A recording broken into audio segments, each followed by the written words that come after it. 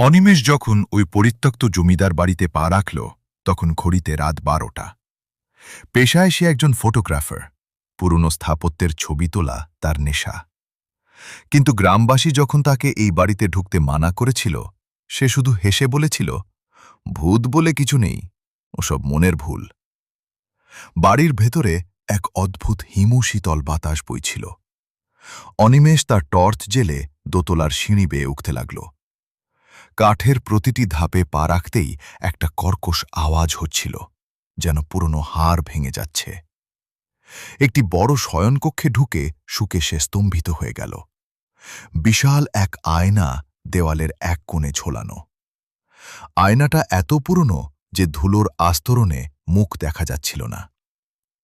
কৌতূহলী অনিমেষ তার গামছা দিয়ে আয়নার ওপরের ধুলো পরিষ্কার করতে শুরু করল। কিন্তু হঠাৎ তার হাত থমকে গেল।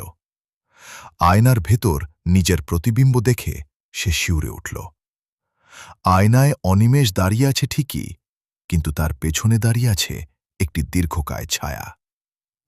ছায়াটির চোখ নেই, শুধু রক্তবর্ণ দুটো গর্ত। আর তার লম্বা নখওয়ালা হাতটা ধীরে ধীরে অনিমেষের ঘাড়ের দিকে এগিয়ে আসছে। অনিমেষ দ্রুত পেছনে ঘুরে তাকাল, কিন্তু সেখানে কেউ নেই। সারা ঘর খালি। আবার আয়নায় তাকাতেই সে দেখল ছায়াটি এখন তার একদম কাছে, আর তার নিজের প্রতিবিম্বটি আয়নার ভেতর থেকে আর্তনাদ করছে, যেন সে ভেতরে বন্দী হয়ে গেছে।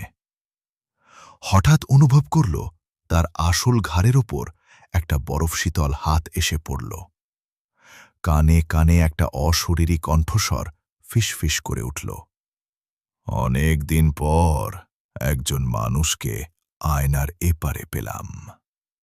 পরদিন সকালে গ্রামবাসীরা বাড়িটির সামনে অনিমেষের ক্যামেরাটা পড়ে থাকতে দেখল, কিন্তু অনিমেষের কোনো চিহ্ন নেই।